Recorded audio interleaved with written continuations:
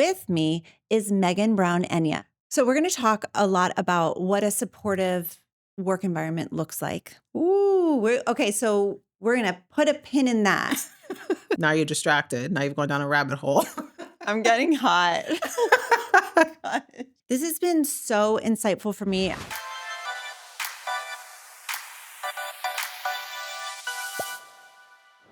Hey, what's up? This is Kristen Carter, and you've tuned in to the I Have ADHD podcast. I am medicated, caffeinated, regulated, and ready to roll. Today, we are talking about ADHD at work. ADHD in the workplace, how to survive your career when you have ADHD. And with me is Megan Brown-Enya. She's an ADHD coach, a social worker, and an entrepreneur dedicated to helping people with ADHD thrive in their careers and businesses. With over 15 years of experience in operations, HR, and nonprofit leadership, she specializes in executive function strategies, workplace accommodations, and professional development. That's exactly what we're going to be talking about today. As the founder of ADHD at Work, Megan provides coaching, courses, and resources tailored to the unique needs of neurodivergent professionals, entrepreneurs, and working moms. Her expertise extends to leadership coaching, career counseling, and creating structured support systems that empower people with ADHD to succeed. She's also an advocate for ADHD awareness and accessibility and frequently speaks at conferences and develops educational materials, including her Executive Function Information Guide. Megan actually is, I would consider, a personal friend of mine. She has been coaching in the Focus program for 2 years now. She is a community manager. We adore her, and it's been so fun to have her in the studio. I got to hug her. I get to have lunch with her. We had the best time, and I'm so happy to welcome her today. So, Megan, thank you so much for being here. It's been awesome to have you in person. Yes, thank you. Thank you for having me here. I was a little nervous, but I have calmed down. It's perfect. I've calmed down. Regulated. I have regulated my own ADHD. Good. Turned off all my alarms, and so now I'm ready to go. That's awesome. Well, tell us a little bit about your ADHD journey. So you're fairly new diagnosed. What's that experience been like for you? I was diagnosed about 4 years ago at this point.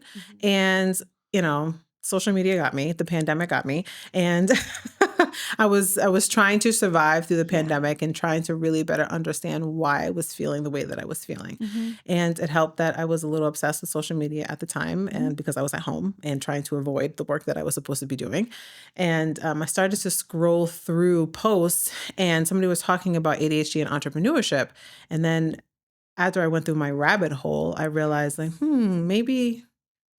maybe this is me. And then consulted. I was working for an early childhood intervention center. So I have colleagues that were literally diagnosing kids with ADHD and other disabilities every day. And then so when I was asking my colleagues, they're like, of course you have ADHD. Didn't you know? Yeah, exactly. And it's like, why didn't you tell me? Oh my gosh. So you were diagnosed in 2021. What has changed for you since then? I quit my job. Yes. I quit my job. Because of the understanding that you have of your ADHD? It was because it was starting to really take a toll on my personal life, and as well as my own mental health. And now that it was very clear about the why I was struggling, and I understood that I was just doing too much, and the company was allowing me to do too much, and it really wasn't supporting difference in that way. And I was starting to get really triggered. And it was the moment when you drive to work and you sit outside in your car for about 25 minutes. And the only reason why you're walking into the office is because your director walks by you. And they're giving you that look like, are you going to come inside the office? I'm like, oh, yeah, I will. Yeah. And so I started to really realize, like, sitting outside in your car for 25 minutes before you walk into the office was a signal for me that You think? yeah, and it was a time for me to move on. And then once I realized that there wasn't anything that I could actually do about that position to better support the way that my brain worked, then I needed to find something and to do something that was going to be better for me and for my own mental health. So you transitioned to coaching right around that time? A little bit. I transitioned to another job after that, and that was even worse. And Okay. so after I transitioned out of that job, I transitioned to coaching full time as I realized I needed to be able to set my schedule. I needed to be able to work from home when I needed to, or change my environment. And the workplaces that I was in at the time were not very supportive of that. And then in both positions, I also had direct reports that had ADHD. So like as I was learning more about ADHD and then working with my direct reports, also I realized like I was trying to create a supportive environment for them, but the organization I was working for was not. Mm. And then that just triggered me also, the social justice, Yes. ADHD Yes. connection. Yeah. It was not making me happy. Like I was getting upset, not being able Yeah. to support my direct reports in the way that I knew was going to be the most helpful for them Mm. because nobody else understood. Yeah. So we're going to talk a lot about what a supportive work environment looks like eventually. But let's kind of back up a little bit, and Hmm. can you help us to understand like how does ADHD even impact someone at work? So someone at work, someone in a career, like how does ADHD kind of come to bite them in the butt a little bit? So I would say, and it happens in both ways. It can happen in a really good way, but then it can have a negative impact, but it can also have a really positive impact. So you Mhm. see those CEOs and those leaders and those visionaries that have ADHD, or you have those entrepreneurs that are running their own companies Yeah. and they have staff of 50, 100, 150 people because their level of creativity and vision is really being able to drive that organization to success. And so you see that, but then you also see the 9 to 5er or the worker bee that is struggling being in a position that is really taxing all of their weaker executive functions that are drastically impacted by ADHD, Mm. and they're not able to either have the right supports. They're working with a manager that doesn't understand Yeah. or is expecting their workers to be able to do something in a certain way Mm. that doesn't meet their own expectation. And then so now the ADHD employee is struggling to be able to be successful in their role Mm. because they don't know what's going on, or they do, and they're not in a supportive environment. Do ADHDers make good worker bees? Like it's so interesting that you use that term, because when I think about myself, some of the hardest work that I do, let me say it this way, some of the hardest work to get myself to do is the worker bee work. Like I suffer Hmm. under the weight of the worker bee work. So like, is that kind of across the board? Like, would you say ADHDers don't really make good worker bees, or is it just like, it just kind of depends on what flavor of ADHD you're working with? I think it would depend on what flavor of ADHD that you're Mm. working with and what flavor of organization you're working for. And so I think there's a difference when you're a worker bee, but you're allowed the space to allow your cognitive impulsivity to flourish. Yeah. And so you're in that meeting and you're coming up with all these different ideas, and you've been allowed to be able to share those ideas in a very structured way. Mm. And it allows you to feel supported in that way. The flexibility that you need in order to Yes. works for you. So like you can do the individual task if it's something that is you're passionate about, interested in, but you're allowed to do it in the space that works for you. And Mhm. so you're not confined to sitting in the chair in this open space Mhm. and trying to do these tasks knowing that your space is next to the elevator and it's dinging like every two Right. Oh seconds, my or people are walking by every 2 seconds and God. trying to ask you a question. Yeah. But you're in a space that's supportive, allows you to create those boundaries that says, not now. Yes. Like, I can't talk to you right now. I have these tasks that I need to complete, or I get to go to the coffee shop and be able to order my favorite latte Right. because that's the reward I Right. get for completing this Yeah. task. And Yeah. so I think it just depends on the job and your interest Yeah. and what it is that you're doing. That makes sense. It would be very probably confining to just make a blanket statement like ADHDers shouldn't be worker bees. Like I fully understand that. Yeah. So like if there's flexibility Hmm. within the work environment that allows someone to kind of perform at their highest level when it's best for them, Right. create boundaries when they need to create boundaries, get interested in the things that they're allowed to like have the flexibility to get interested in different areas. Right. Yep. Exactly. And or if you're in an environment, so for example, people live on email, right? And so there's Right. some organizations that you check your email twice a day and it's not a big problem. Then there's other organizations that you work for, or other directors or bosses or leaders that you work for, and they're expecting you to answer every single last email the moment that you send it. Yes. And so that organizational culture difference can make or break an ADHDer. And so you really need to be able to be clear about what organization that you're working for and what that culture is, and whether or not that culture is going to be supportive of neurodifference or not. Ooh, okay. So we're going to put a pin in that because I really want to be like, okay, so how do we do that? But I think we need to save that for a little bit later, because that is definitely a conversation we need to have. Let's though stick right now to the difficulties at work. What do you think are some of the biggest challenges that ADHDers face at work? So you mentioned like if an environment is really inflexible, what are some other challenges that ADHDers face at work? I'm going to speak in the language of executive functions, right? Okay, and so let's say like your emotional dysregulation. So, within Focus, you do a lot of mindset coaching. The emotional dysregulation that can happen within the workplace is massive.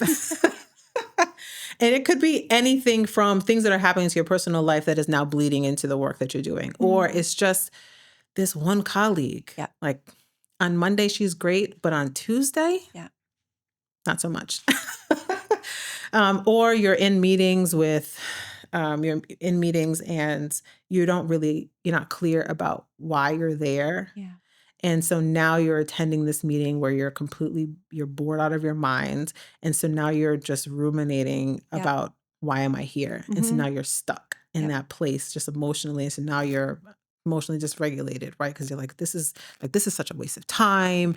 Why am I here? What is the purpose? I could have been doing X, Y, and Z. I actually have stuff to do, and now I have to sit in this space. And so now you have feelings about your boss. You have feelings about the people that are in the meeting. And so now that is triggering it's triggering. And so then you don't have the opportunity to really be as productive until you get that into check. 100%.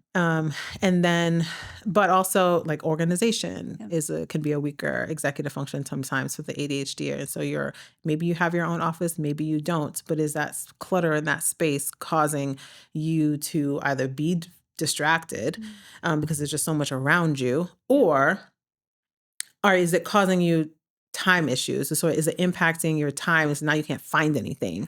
And so I have this report that I need to do, but I really need these 3 documents and I have no idea where they are. So now I've spent the last 45 minutes trying to either find them on my computer, find them in my drawer. Maybe they're on my colleague's desk. Maybe they're in the lunchroom where I left them because I was distracted by something else and I left all of my papers around the corner. Or maybe I was working from home last week, and now this week I'm in the office, but everything that I need is back at home. And so now you've had this entire conversation with yourself about where the heck are these documents. And now nothing is done. Like an hour has And gone you're by. emotionally dysregulated again, right? And everything is just like, you're also pretending to work because you don't want to look unproductive, right? So then you're masking. So that takes a toll as well. Or you just decide to work on a completely different project that's not a priority. It needs to be done, but it's not a priority. But then so when you're going into your check-in later in that week and the 3 things that you were actually supposed to be working on aren't done, but the 15 other things that were on the list but not top priority are now done. But at the end of the day, your direct supervisor is like, but where are these 3 things? Right. You don't get the credit, really. Dang. Okay. So and now you're emotionally dysregulated again. And now does everything come back to emotional regulation? Oh my gosh. So emotional regulation, organization, talk about working memory issues in the workplace. Yeah. So working memory can come up in a lot of different ways. So one, depending on, again, a lot of it's kind of just like role dependent, right? Sure. But like, let's say just because we've been talking about being in an office. Sure. You're in an office and your direct supervisor is one of those direct supervisors that is just talking to you on the fly, and you're in the hallway and you're having these conversations, or you're at a business meeting or something like off campus and you're trying to get this work done, but you really only remembered 3 of the details.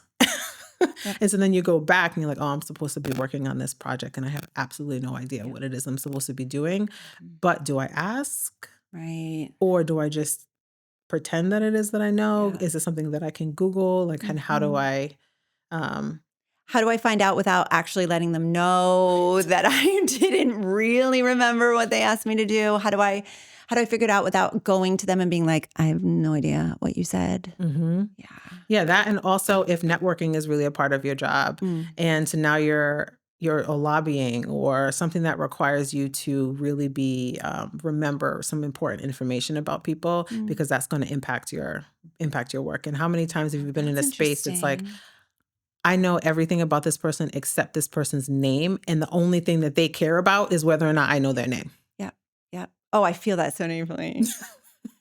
I called someone in my real life the wrong name, and I know her name, but I referred to her as the wrong name, and the shame that just like washed over me because I'm like, wait a second, that's not your name. And I literally Mhm. was like, that's not your name. But it just wouldn't come to me. And I was like, oh my gosh, if the earth could just open up and like swallow me, I Mhm. would opt for like, where's that easy button? Because I'd Mhm. like get me out of here. Yeah, and so trying to make those connections, make those like improve those relationships. If relationship building is a part of Mm, your job, like that can impact it. And so, mm, working memory is all about being able to, it's like your active memory. So mhm, trying to be able to remember things that you actively need to use in the moment or a mhm. little bit later. So it's different from short term and long term memory. Yeah, And so it's those tasks that are related that you utilize that particular skill set that can be impacted. totally. Oof. Time blindness is a executive function that really impacts ADHDers. I think it's pretty obvious. We can all make assumptions about how it might impact us at work. What do you hear from your clients regarding time blindness that are like the biggest pain points from them? This project is turned in late. Oh, yes, yes. And now I'm getting in trouble because I'm showing up to meetings late, even if they're in person or online. Yeah. I'm turning in projects late, Mhm. and or I'm being so distracted throughout the day that I'm not realizing how much time is being dedicated to the distractions versus dedicated to the time that will Mhm. allow me to be productive. Mhm. Mhm. I would Yeah. say those things come Oof. up a lot. I'm glad that you brought up distractions because you're showing the overlap of Hmm. symptoms. So it's like it's not just time blindness, Hmm. but it's also like the distractibility Hmm. impairing.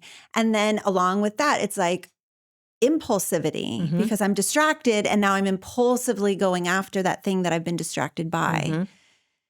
And also planning and prioritization too. It's like I have and that kind of also bleeds into organization too. So it's not Mm. just how are you organizing your external space, but also how are you organizing content within your brain. Mm. And so then that will impact planning and prioritization. Like I don't know where to start.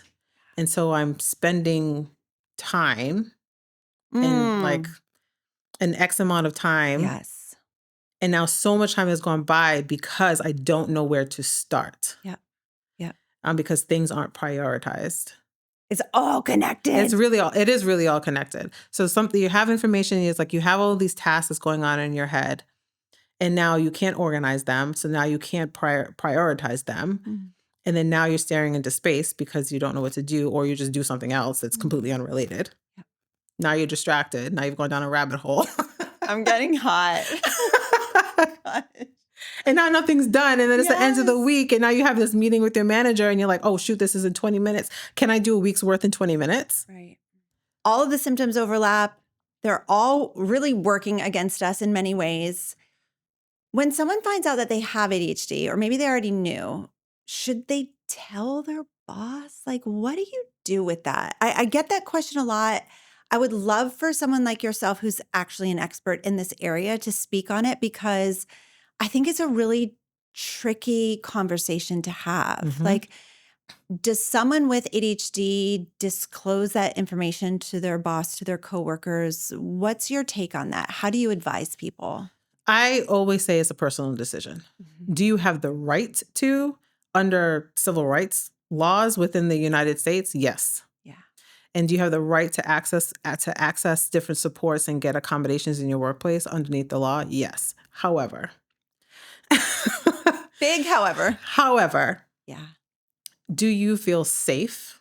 Is one question I always ask. Like, do you feel safe enough to disclose at work? And that answer to that question could be yes or no. Can you define safe? So for somebody listening who's like, I don't really know what you mean when you're asking me, do you feel safe? How would someone know if they felt safe? Do you have a physical response with me saying, like, you should disclose at work? Do you feel comfortable enough to disclose to your colleagues? Do you fear judgment? Do you feel like your boss will retaliate against you? Like, of course, do you have rights that, like, they should prevent you from being... Should, right. There's a lot of shoulds happening, right? And so, because as we all know, civil rights laws, people follow them and some people don't. Yeah. But I think it's really important for you to be able to identify if you feel psychologically safe in that space. And that's going to require you to understand how it feels to either not be safe or to be safe in different environments, if that makes sense. And so do you have an environment, do you work with a supervisor that is really supportive for you in other ways? Right. Have you seen evidence of it happening? Yeah, right. Yes. And if you haven't, then, and in some places you don't care. Like, is safety even important to you or not? Right. And like, sometimes it's like, listen, I don't care if it's safe or not. This is the law and this is the right that I have. Yep. And if you choose to break the law, then great. I will just file a complaint and then we will just be in a lawsuit, and I'm okay with that too. Right. And so, right. And so trying to decide, what is the most important for you too. But then you also have to know, like, do you know your rights? Do you know that you have the right to ask for accommodations? Yes or no? Yeah. Do you know who to go to? Right. To ask for us? And you had asked whether or not you should go for your supervisor or HR. Right. You can go to either, but recognizing that once you disclose to your supervisor needs to understand that you're disclosing to the agency, and then they need to do something in response. A lot of the times is people tell their supervisor, and the supervisor's like, okay. Oh, they don't actually do anything about it. No, yeah. And so they're not asking whether or not you're looking for accommodations. Like, they may not connect you with HR so that you can better understand the process, because sometimes managers don't know. Right. Or sometimes the manager's like, oh, I have ADHD too. Okay, great. But that doesn't help me. That does not help me. Yeah. And then you're looking at them like, great, you know that you can ask for accommodations too. And actually, if you got accommodations, maybe our meetings wouldn't be as long as they were, and we would be able to stay focused on the task, because your inability to stay focused on the task is now negatively impacting me as a direct report with ADHD. And now none of us are getting help. Yep. And none of us are accessing our rights underneath the law and working. Oh, my goodness. Everyone with ADHD knows what to do to improve their lives. You go to bed at a reasonable time and you wake up early, make a list, cross the things off the list in order, manage your time well. Yeah, we know what to do, but ADHD is not a disorder of not knowing what to do. It's a disorder of knowing exactly what to do, but not being able to get yourself to do it. That's why ADHD is so frustrating. We're smart and we want to succeed, but we can't get ourselves to do the things that we know we should do in order to make improvements. That's why I created Focused. I'm a life coach with multiple certifications, and since 2019, I've spent thousands of hours coaching adults with ADHD. Time for me to focus on you. Hello. Welcome to your coaching call. I am going to be coaching you today on relationships. I know what it takes to help an adult with ADHD go from hot mess express to grounded and thriving. Focused is my monthly coaching membership where we go deep and we get to the root cause of what holds us back with ADHD. I'll teach you how to understand your ADHD brain, regulate your emotions, and accept yourself, flaws and all. With this foundation, we build the skills to improve life with ADHD. And not only do you get skills and tools in Focused, but you're surrounded by a huge community of adults with ADHD who are also doing the work of self-development right alongside of you. Dr. Ned Hallowell says healing happens in community, and I have absolutely found this to be true. As a matter of fact, listen to what actual Focus members have to say about being in this program. What can I say about Focused? Full community of people who have issues similar to you, and no one judge you. Focused has really supported me with my difficulties and asking for help. I've been encouraged and cheered on by the community. I really like that you can do as much or as little as you want. It's not just about the volume of the content, it's about the quality. Focus has helped me understand ADHD better. I would recommend this to anyone. I would thoroughly recommend Focused. I can confidently say that this is one of the best decisions that I have made for myself. So if you're an adult with ADHD who wants to figure out how to be motivated from the inside out and make real, lasting changes in your life, join hundreds of others from around the world in Focused. Click the link in the episode description to check it out. Tell me the perfect scenario. How should it go? Like if everything is like working properly, how should it go when someone discloses their ADHD diagnosis at work? You put it in writing for sure. Sending an email. Okay. Send an email that's asking your HR department about the reasonable accommodations process and letting them know that you would like to access accommodations at work for a disability that you're experiencing within the workplace. Okay. And then allow the HR department to provide you with the documentation that you are required to fill out in some cases so that you can they can get a clear understanding of how the disability is impacting your work. Mm-hmm. And then from there, it's supposed to be an interactive process and it's ongoing. And so even if you go back and forth about what accommodations could work for you, then you try them out. You try them out. It's almost like taking ADHD medication for the first time, right? Sure. It's like, I'm trying this out for a little bit and seeing how the dosage works. Sure. The same thing, like you're accessing accommodations. And you're like, actually, you know what? This was working for about a week and it's not working anymore. Let's kind of go back to the drawing board, or like, now that I've tried this out a little bit, I want to do something else. Mm-hmm. Or I found out that there's other things that I can do that I want to now ask for. And it's a interactive process, but also recognizing that underneath the law is a reasonable accommodation. And reasonable is defined by the organization, not by the person using the accommodation. Can you speak to that a little bit? So reasonable accommodation, that's a very interesting qualifier. Mm-hmm. Not just any accommodation, a reasonable accommodation. Mm-hmm. So speak to that a little bit. Yeah, and a reasonable accommodation, and that's one that doesn't negatively impact the organization. So whether or not that's financial, whether or not that's like, let's say the organization at the time is really short-staffed and you're working remote, you're working remote, but they have a lot of in-person work that needs to get done, then it may not be a reasonable accommodation anymore from the consideration of the employee's perspective, that from working from home. Yeah. And so like, is it going to be a financial burden for the organization? Like, let's say ADA is covered employers for 15 or more employees. Okay. And so like, let's say it's a really small organization. They have 15 employees, so now they have to provide all but these. But it's like just 15. Yes. It's a small little company. Yeah, they don't have a lot of money. And so maybe you're asking for them to pay for a conference, a ticket to or go to a like conference or coaching or something like that, and it's too expensive. Yeah. Then, or if it's going to be a financial burden, then they may say no. They may determine that it's not a reasonable thing for them to do. Interesting. But again, reasonable is defined by the organization, and sometimes the court will decide. And so, and what you mean by that is you do have the right to be accommodated. Mm-hmm. Is that what you're saying? Yeah, you do have the right to be accommodated. If you have a qualifying disability, you have the right to be accommodated. And then if if the organization chooses to not follow the process and you want to complain, you have the right to complain. You can complain to the EEOC if you would like to. Okay, so the Equal Employment Opportunity Commission. Yes, and you can file a complaint there and they will follow up with you about it. Okay. You can also, if you're having trouble with your manager, you can also communicate to your own HR department too, like, hey, I'm having some challenges working with my manager around these accommodations. Can you help me with that? And that's the same thing. Sometimes I also work with professors, right? And so what happens in the educational institution and what happens within a 9-to-5 office job can feel very different.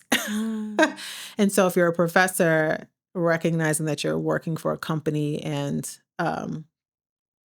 whether or not their reporting structure is really different. And so whether or not you're having a hard time getting your accommodations put into place, it may you have to talk to the HR department or like Yeah. some offices or organizations have a disabilities office. Yep. And so that helps support employees too. So it kind of just depends on where you're working, but you need to know where to go.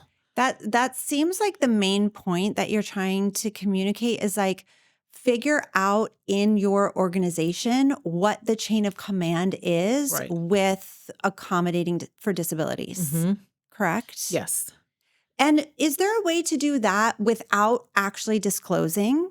So like if I were just interested, but kind of trying to figure out like, I don't even know if I want to disclose, like how do I ask for that information without spilling the beans and like telling everything about my life? Yeah, you can ask general questions in terms of just fully understanding what services your HR department offers. Okay. Just to, especially if you're a new employee and you're Sure. trying to, like, you can always lean on the fact, like, I've been here for 5 minutes. And so I'm trying to get a better understanding of what my options are underneath your organization's culture, reading there. Most of the stuff is also in any operations manual. So if your organization... Which we for sure haven't read. Right. Okay. And so if you haven't read it, just open the PDF and just do Right. Control F and then just type in disability and then, or accommodations. And then it will probably just take you to that section because most of them should also have a section within their operations manual that has that information. Even if you've been at the company 10 years, would it still be reasonable to ask these questions and say something like, hey, I've had some recent diagnoses. I'm interested in just learning more about XYZ. Can you help me to understand the process if I were to want accommodations? So we haven't disclosed anything. Yes. But if I were to want accommodations, what would be the process of that? And then letting them kind of give you the information. Right. And recognize too, like accommodations isn't just for ADHD, it's literally for anything. So like, let's say you're working in a company when you broke your wrist. You can ask for accommodations, temporary accommodations if you broke your wrist and you need you need a different keyboard, if you need a different chair. Like it covers a wide range of experiences and disabilities that people are experiencing within the workplace. And so if you're not comfortable disclosing your ADHD, maybe you're comfortable with disclosing something else. And what's helpful is actually if you go to the Job Accommodations Network, JAN, and they actually are organized. They really have a lot of information about disability and disability rights, but they also organize all the different types of disabilities that you could experience and then give you some sample accommodations that you could use in order to give that information to your supervisor. Because the other thing that you need to be clear about too is that if you are asking for accommodations, you need to know what accommodations you need. Oh, say more. So I could ask you, say, hey, I have ADHD and I'm interested in access accommodations. And they're like, that's great, but what do you need? Oh. And then... So it can't be on them to figure it out or to make suggestions or to do anything like that. They can, like if they're familiar with ADHD, they worked with other employees that have ADHD, they could be familiar with what is being requested. And so they may offer... but again, it's an interactive process. So, but you should walk to the table with, hey, I'm looking for X, Y, and Z. Okay. These are the things that would be really helpful for me because HR isn't going to know your position the way that you are because a lot of us have position descriptions and then a lot of us do a completely different job that has absolutely nothing to do with the position description. And HR most likely is not going to know that. And so you're going to have to do some research. So I would say that's the other thing that before you disclose that work, you should be clear about what it is that you're asking for too. So that's some of the work that you do with your clients is like figuring out what type of accommodations to ask for. Yes. And so with all of my clients, we do an executive functioning assessment first, and then we'll, if they're trying to get a really clear list of accommodations that would be helpful for them, we also take a look at their position description and or what they're actually doing. Sure. And so, because it's like not only do you need to understand how your brain works, but you also need to understand how it impacts what you're actually doing in your particular role. And so there are some accommodations that would be helpful for everybody. Having some flexible work time. Sure. Not Don't penalize me for getting here 7 minutes late. right. Yeah. Having some flexibility around that, right? Like if you're in an open work environment, having some headphones or having some option to sit in a space that causes like less distraction. Sure. Yes. Those should be helpful. But let's say you don't work in an office. Right. What accommodations are going to work for your particular position based on the duties that you have to complete and based on how your brain is working. But and so doing some little bit of research on that is going to be helpful because then you can just come to HR with a list. It could be an exhaustive list. I've told people like, listen, put everything on there. They're not going to do anything but say no, like Right. yes or no. Right. And they're going to decide whether or not that's reasonable or not. What are some examples of reasonable accommodations? And I know it's going to really be different for different positions, different companies, but like, what are some examples? So you mentioned like even sitting in a quieter work environment or having noise canceling headphones, being able to get to work at flexible hours. What other things in general have you seen or have you helped clients advocate for themselves? One is also ensuring that you have structured and regular meetings with your direct supervisor. That is a workplace accommodation that I use for myself constantly. And that you don't even have to Constantly. disclose to do that. You can, so in some, like I personally have said, because my direct supervisor was having a really hard time with just having regular check-ins. So I specifically asked for that because it wasn't happening. Right. It was something that I knew that I needed. And as much as I had advocated, be like, you know, it'd be really helpful if we could meet weekly on this, or hey, I put a weekly calendar invite. Right. And so, but I need you to actually show up to these meetings. Yeah. But since it wasn't happening, I said, okay, well, now I need to actually ask for this. So to kind of force you to do it in a way that allows me to get this done, because I know that this actually is really important for me, because not having it isn't working. Yep. And so like asking for regular check-ins is helpful. Asking for different software to help Okay. support your project management and keeping track of things. Yeah, I've heard like doctors and lawyers talk about different note-taking software that they implement in their practices. Yeah, note-taking software, especially if you're attending in-person or virtual meetings. Now, again, but like some organizations may say that it's unreasonable because of security violation. And, you know, in some cases when clients tell me that, I'm like, is it really though? Or do they just fear AI? Yeah, I'm like, that's did a they good ask their point. security That's a good officer point. that this is a security issue? Right. Or are they just scared of AI? Or Right. are they scared of actually having their conversations recorded? Yeah, very good questions. Because Kind of red flaggy. yes. Yep. Yes, very red flag. Unless you're like the government or building rockets. Like other than that, I think we're okay. We should be okay. Yeah. And so you can ask for that as well. Even different chairs. Yes.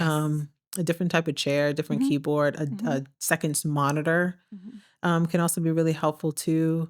If you're working from home, also asking for those things. Be like, I need not just one monitor, but I need 2 monitors at home.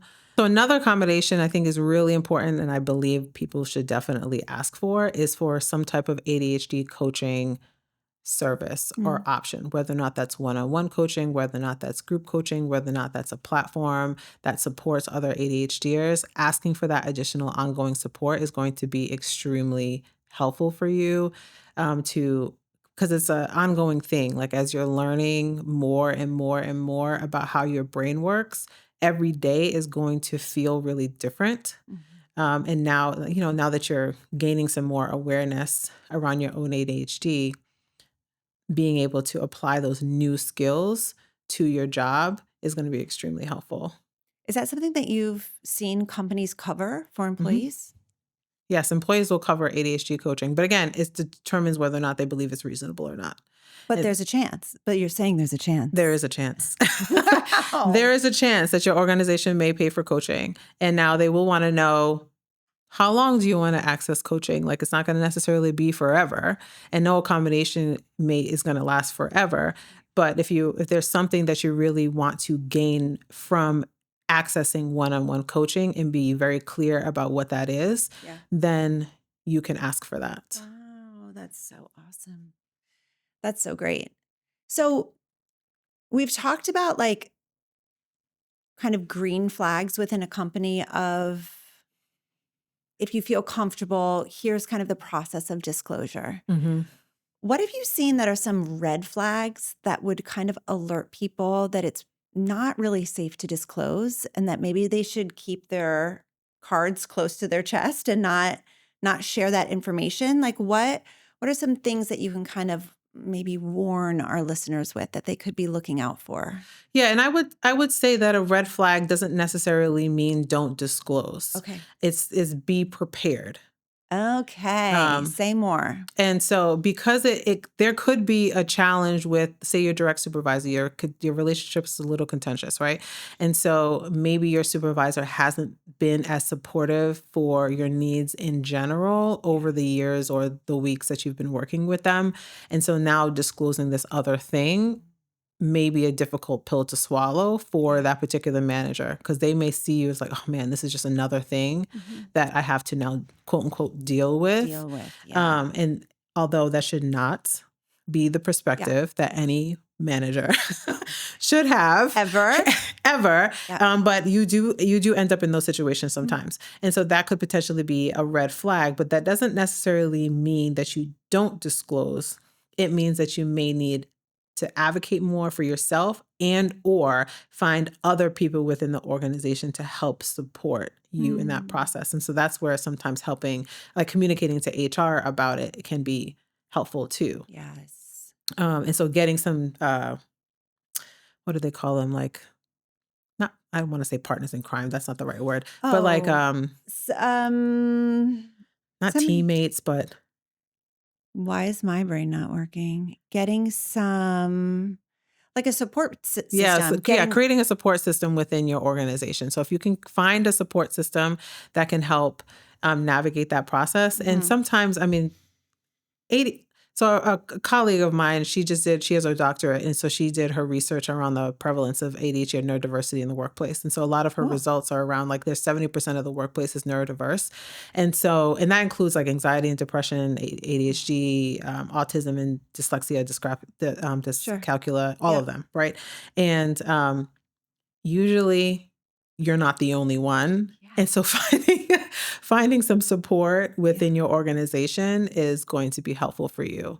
And like there's organizations that have neurodiverse community groups within their company. Yeah. And so being able to ask for those additional supports is going to be really helpful. And so the manager may be a red flag, but the rest of the organization is a green flag. Yes. And so you may just have to go a different route. Yes. And be ready to kind of deal with the backlash of working with a manager that may not necessarily be as supportive.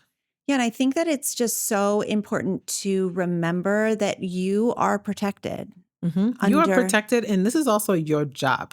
This is your job and your livelihood. Yeah. And so you have to ask yourself, what do you really want to deal with? Like this is your career path and your career success. Yeah. And do you want to move forward or do you want to stay stagnant? So like, It's good. and so there may be some battles that you have to fight along the way. But again, you have to make the decision for yourself. Are you looking to move forward in your career and recognize that there may be some haters along the way? Sure. Or are you not? So just being prepared to deal with some of the negative consequences that can come with disclosing, because there are definitely red flags for sure. But there are a lot of green flags too. And I think neurodiversity is becoming more well known within the workplace. And there's a lot of resources that organizations can go to also to find about how to support their employees better. And so organizations are shifting. It's just a matter of whether or not you're working for that organization that's looking to shift. Yes. Yeah, I think that is such an interesting conversation, like kind of getting a sense of the culture of the organization and like, are they kind of forward thinking and understanding the way that brains work? And even, I mean, you mentioned earlier, we were kind of like chatting off camera about like the different intersectionalities of like the different things that people struggle with or bring to the table or things that they need to advocate for themselves for. Like, it's just, I do appreciate that we're learning and growing as a society in a lot of ways and hopefully making like good progress in that way, but obviously there's still more work to do. There's a lot more work to do. And, and we focus a lot of our conversation about what happens once you're already in the work environment. True. Like sometimes it's getting there. getting there. Yeah. And once you're in a work environment that you recognize, okay, this isn't for me. This isn't the organizational culture for me. So now I need to find something else. It's that process of finding something else where you also have to recognize how are your ADHD symptoms impacting your ability to apply to jobs, interview for jobs, write cover letters, edit your resume. It's so hard. So hard. Networking. Yeah. Before you even get to the new opportunity. But just recognize— While you're trying to keep the job that you have. It's Right. so much. Right. You're trying to not get fired from your current position while you're looking for a new position that's going to be more supportive of your ADHD. And so a lot of that can be really hard. And so, I support clients with that transition too. So I was going to ask you, like, what are some good accommodations? If somebody doesn't want to disclose, what are some good accommodations that they can make for themselves? I feel like we've already touched on that, though. It's basically everything that you would ask the company for, except the company doesn't pay for it. Would you agree with that? Or is there something else that's like additional? Yeah. I mean, yeah. So we talked about, making sure that you have structured meetings with your supervisor. Like you don't need to ask for that unless you need to kind of strong arm hold your manager to do that. You don't necessarily need to, there's time management tools that you can use. Like there are programs, there's project management software that you can use without needing to access it. You can access body doubling. Without disclosing is what you're saying. Without disclosing, without disclosing. You can access body doubling. You can access, if you are in a position where you can be flexible, like that you can adjust your own schedule. Yeah. Because some positions, you don't have to ask for flexibility. Like you're already in a position where you can be flexible, but are you using that to the best advantage to support your ADHD? And so creating a schedule that will allow you to do that, creating some routines around getting dressed if you're working from home, or what does your routine look like? Are you accessing coffee? Like how are you transitioning yourself into work mode? And those things, like you don't need to ask for accommodations for those things. Yeah. You just need to know how your brain works, how to build habits that are going to be effective for the ADHD brain, and really truly understand your weaker and stronger executive functions and making sure that you're accessing your strong ones and accommodating your weaker ones. Yes, it's so good. Oh my gosh, it's so good. So if there are managers or employers listening, what would you say to them about like working with and leading ADHDers? Like, can we give a pep talk to like all the managers out there? Like if you could just stand on a stage and just speak to managers and employers, like how would you encourage them about working with people with ADHD? I mean, one thing, not to lecture a manager, but also to say like your way of doing things isn't necessarily the only way that something has to get done. It's good. And I think it's really important as managers to understand your employees' gifts and being able to access those. And it's encouraging and it creates a supportive work environment. But then also when you're managing people, like recognizing that as a manager, your job is to make sure that people get work done, right? It's not people as in like everybody, like it's that individual employee. And recognizing that if you have a team of 10 people, that means you have a team of 10 people. And then each person may require something different from you if in order to be successful in their role. So that means you need to learn who your employee is and then being able to access their strengths and understand what things that tools that they may need to access in order to get the job that you need to get them done. And that could be really different for each employee. But if you're looking at managing people as there's only one way to do it and there's only one way to be successful, then that's not going to work. That's not going to work for us. No. Oh my gosh. This has been so insightful for me. I was telling you this earlier, like whenever we get a question in focus, and we get a lot about ADHD at work, how do we like function within the work environment? What are my rights at work? I'm always just like, Megan? Like I was like immediately tag. Because I've only ever been an entrepreneur, and yes, I can do the research, but I don't have the personal experience. And so I feel like I'm just not the best person to share about it. So I'm so glad that you are here to talk about it. Is there anything that we missed or anything else that's on your heart to share? Do you feel like there's... I was going to say, I mean, I feel like it comes up a lot because we spend so much time at work. So true. Like it's a minimum of 40 hours a week. So true. And then with the ADHD, it's probably 40 to 60 because we spent 20 hours of the first 40 doing something that we weren't supposed to be doing. Yeah. And so because we're spending such a significant time in places that are allowing us to live the life that we actually want to live, like this is our jobs are the way that we sustain ourselves. Yeah. And so it's important, right? It's important to be successful in your work, within your career, like whether or not you're looking to grow in a particular place within your career. That's a personal decision. That's the culture that you're, it's like some people just want to go to work and go home. Yep. Right. And some people want to say like, okay, well, this is step one. And then I'm going to go to step two. And then I'm going to be the president of this organization when I'm finished with my career. And then I'm going to quit everything and live in Bali. Right. And so, depending on what you're looking to get out of it, it doesn't matter. What matters is it's taking up a lot of your time and you want to make sure that you're successful in that space. I feel like that's why it comes up so much. And there's also research around the impact that even just managers have on employees' mental health, right? Like, so there's research that says your employer has a greater impact on your mental health than your spouse.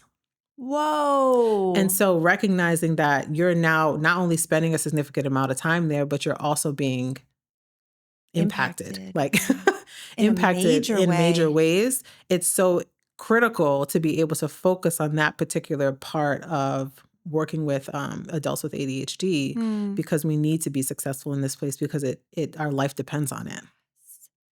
Yeah. So if you're experiencing pain at work, let's work to remedy that because you spend so much time there. It impacts so much of your life, your mental health, your ability to sustain yourself, your ability to like, do you have the ability to travel or not? Like that's dependent on your work. So like being able, the choices, I guess, the amount of choice and like kind of power that you have to make decisions is really dependent on your livelihood and work. And I just love your approach of like, hey, we spend a lot of time there. We might as well not hate it. Like we might as well do a good job and like, enjoy it. Nobody wants to go to work every day and be miserable. Yes. So good. And you don't have to. With ADHD, you can because you're experiencing a lot of negative, you may be experiencing a lot of negative feedback or you're just not successful in a way that you're defining success and you want to get there, but just don't know how. But it's so important to be able to take that time to really fully understand your brain and how to put things in place to help navigate the world that really isn't designed for us. Like, let's be clear. Yeah. So the work world is not designed for difference of any kind. Of any kind. Of any kind. And so we have to be able to put certain things in place. But it does take two to tango. And so it's not just us that need to do something different. It's also workplaces that need to create more inclusive environments. I love it. If people are listening and they're just like, this woman needs to help me immediately, how can people find you? How can somebody reach out to you and work with you? So they can find me directly on my website at ADHDatwork.co, not com. But also you can follow me on social media at ADHD at work and literally just go to my link tree and I'm accessible. You can schedule 20 minutes with me if you want to just talk and we can think about what it looks like to work together. I love that. And we'll link all of that in our show notes. Thank you. You're welcome. This has been so good for my soul. And I know it's going to help so many people. So I really appreciate it. Yeah, I'm excited. Me too. I know. It's great. Thanks so much.